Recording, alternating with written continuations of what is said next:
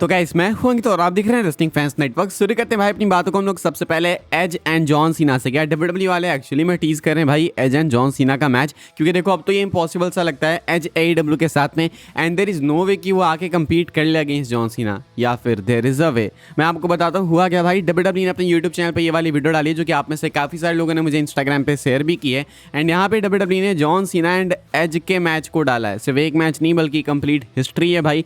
John Cena as की rivalry को revisit कर रहे हैं लोग डब्ल्यूडब्ल्यू वॉल्ट वाले चैनल पे। एंड मैं कई बार बता चुका हूँ, हर बार मेंशन करने की नीड नहीं, आप लोग जानते हो कि अब डब्ल्यूडब्ल्यू के यूट्यूब अपलोड्स मैटर करते हैं। काफ़ी टाइम हमने देख लिया, मल्टीपल एग्जांपल्स है अपने पास जहाँ पे डब्ल्यूडब्ल्यू ने यूट्यूब पे पहले चीज़ें पोस्ट की हैं, टीज करा है, एंड उसके बाद सुपरस्टार्स वापस आते हैं या फिर फ्यूड होते हैं या फिर कुछ तो होता है रिलेटेड।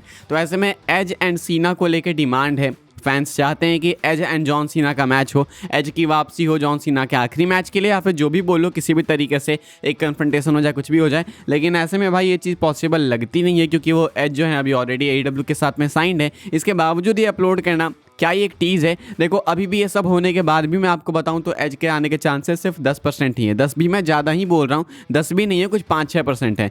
लेकिन एज क्या पता भाई किसी तरीके से आ जाए। अब यहाँ पे दिक्कत ये भी है कि एज किसी तरीके से आ भी जाएंगे तो भी क्या होगा, क्योंकि अब जॉन सीना के पास टाइम नहीं बचा है। सारे डेट्स उनके फिक्स है भाई। John Cena 2 Monday night raw में आएंगे, अगले वाले में तो कम्पीट नहीं करेंगे, उसके अगले में करेंगे भी भाई तो वो किसी और मैच में करेंगे, एज से तो नहीं फेस करेंगे वहाँ पे एज को। उसके बाद सर्वाइवर सीरीज में कम्पीट करेंगे सीना probably against Dominik Mysterio. And आखिरी मैच जो इनका होना है वो तो पहले से कंफर्म दिख रहा है कि टूर्नामेंट के विनर के अगेंस्ट ही होगा। तो एज अगर आ भी जाएं तो कहाँ जाएंगे, डेट्स ही नहीं है। तो इसलिए एज आने तो नहीं वाले, लेकिन फिर भी भाई एज के लिए डब्ल्यूडब्ल्यू वीडियो पोस्ट करिए ताकि फैंस अगर मैच नहीं भी देख पाए अभी 2025 में तो पहले की फ्यूड इनकी रीविजिट कर लें। मुझे लगता है रिटायरमेंट के टाइम पे जॉन सीना प्रोमो में मेंशन कर सकते हैं एज को, लेकिन मैच के लिए तो एज वापस नहीं आ सकते हैं, पॉसिबल ही नहीं है लीगली। आगे बढ़ते हैं गाइस, हम लोग बात करते हैं अगली स्टोरी के बारे में। तो भाई डब्ल्यूडब्ल्यू फैंस ने एक रैली चालू कर दी है, एक डिमांड चालू कर दी है भाई कि रोमन रेंस को वापस से चैंपियन बनाया जाए। एंड ऑनेस्टली बोलूँ भाई तो मैं भी इसका पार्ट हूँ, मैंने भी ट्वीट किया इसको लेके। अभी जो नंबर्स निकल के सामने आए हैं फ्राइडे नाइट स्मैकडाउन के,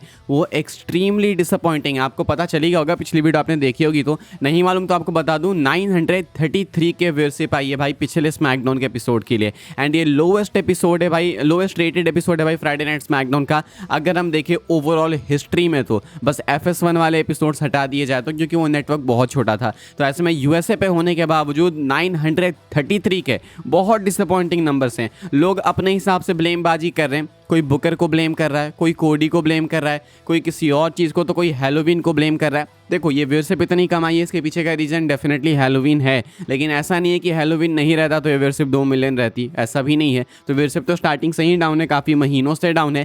बुकिंग डेफिनेटली मैटर करती है, बुकिंग बहुत बेकार है। स्मैकडाउन एक सेट शो है to be very honest. And बाकी कोडी की बात करें तो कोडी एज ए चैंपियन अब बहुत हो गया, मुझे लगता है अब कोडी से टाइटल लेनी चाहिए। कोडी ने एक लंबी रेन दी, लास्ट ईयर सीना से हारे, उसके बाद फिर तुरंत कुछ महीने बाद समरस्लैम में चैंपियन बन ही गए।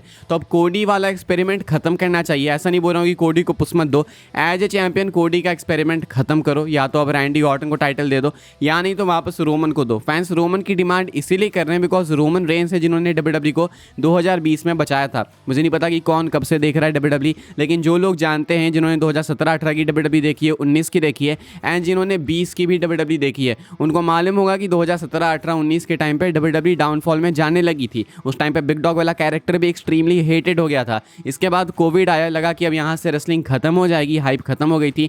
तब आए रोमन रेंस ट्राइबल चीफ बन के हील टर्न लेके अपना, एंड तब रोमन ने सेव किया डब्ल्यूडब्ल्यू को।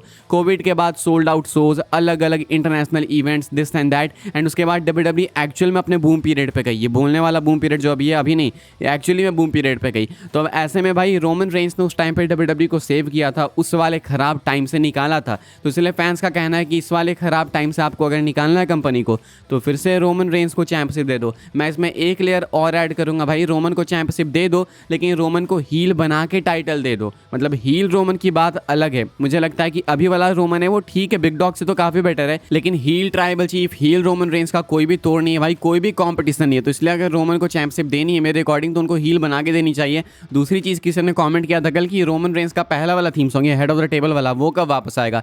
मैं कहता हूँ कि ये भी वापस वापस ले आओ। मतलब कहने का मतलब है कि सब कुछ पीछे लेके चले जाओ भाई 2020 में, 2021 में, एंड उसके बाद रोमन रेंस को बुक करो वापस से एज ए चैंपियन। देखो सब कुछ कैसे सुधर जाता है। अब आप बोलना भाई कि आप चाहते हो ये देखना, हाँ या फिर ना, लिख के बताना। हम लोग बात करते हैं अपनी अगली स्टोरी के बारे में, एंड मैं आपको एक डेटा बताने जा रहा हूँ जो कि बहुत टेक्निकल होने वाला है। ध्यान से समझना भाई। मैं आपको बताने वाला हूँ WWE की फाइनेंशियल रिपोर्ट के बारे में। WWE इतने महंगे टिकट्स बेच रही है, सब कुछ हो रहा है भाई, इतने सारे स्पॉन्सर्स, इतने सारे इंटरनेशनल इवेंट्स, सऊदी में रंबल, सऊदी में रेसलमेनिया, तो पैसे तो खूब कमा रहे हैं, फैंस को भी लूट के इधर उधर से। मैं आपको बताता हूँ कितना इनको प्रॉफिट हो रहा है, कितना नहीं। ये एक कंपैरिजन है 2022 से लेकर 2025 तक का। आप ये देखना, मैं आपको एक्सप्लेन करता हूँ। 2022 में सबसे ऊपर Q1 देखो आप, वहाँ पे रेवेन्यू टोटल हुआ था WWE का $333.4 मिलियन, जिसमें से कि प्रॉफिट इनको हुआ था टोटल $142.9 मिलियन, यानी कि 2022 के Q1 में। 2022 के एंड होते होते भाई WWE ने टोटल $325 मिलियन कमाए थे, जिसमें इनका नेट प्रॉफिट था $126 मिलियन साल भर में। अब ये तो हो गई सिर्फ 2022 की बात। अब इसके बाद सीधा 2025 में हम लोग आएंगे भाई। तो अब देखो सेकंड क्वार्टर में कितना अंतर है। सेकंड क्वार्टर में इन्होंने भाई कमा लिए हैं $556 मिलियन, जिसमें से कि प्रॉफिट है इनका $329 मिलियन, यानी कि 2022 में Q4 एंड पे इन्होंने टोटल रिवेन्यू जो जनरेट किया था ना, वो 2025 के Q2 में तो बस इनका प्रॉफिट ही है। यानी कि 2022 के एंड में इन्होंने $325 मिलियन टोटल कमाए थे, एंड 2025 के Q2 में इन्होंने $329 मिलियन का प्रॉफिट बनाया है। तो देखो किसी का फ़ायदा हो या फिर नहीं, इस कंपनी का डेफिनेटली फ़ायदा है, TKO का डेफिनेटली फ़ायदा है, लेकिन किस हिसाब से फैंस को चूज़ के, फैंस के पैसे निकाल के भाई, इसीलिए आज देखो अटेंडेंस कम हो रही है, व्यूअरशिप कमा रही है। तो शॉर्ट टर्म में तो काफ़ी प्रॉफिटेबल है डेफिनेटली, लेकिन यही क्वेश्चन कर रहे थे काफ़ी सारे लेजेंड्स, विंस रूसो ऐसे, कि लॉन्ग टर्म में कितना प्रॉफिटेबल होगा ये, क्योंकि ऐसे पैसे कहाँ से आएंगे लोगों के पास इतने। आगे बढ़ते हैं भाई, हम लोग बात करते हैं अपनी आखिरी स्टोरी के बारे में, जो कि ट्रिपल एच को लेके। क्या triple H in ring action में वापस आने वाले हैं? मैं आपको बताता हूँ भाई क्या है ये अपडेट, लेकिन उससे पहले आपने चैनल को अगर सब्सक्राइब नहीं किया तो सब्सक्राइब करें भाई। 2 सेकंड भी नहीं लगेगा, बस एक बटन आपको दबाना है, एंड उसके बाद आपको WWE की सारी अपडेट सबसे एक्यूरेट एंड सबसे फास्ट मिलेगी। सब कुछ मेरे पे छोड़ दो, ये मेरी रिस्पॉन्सिबिलिटी है, तो बस सब्सक्राइब करना।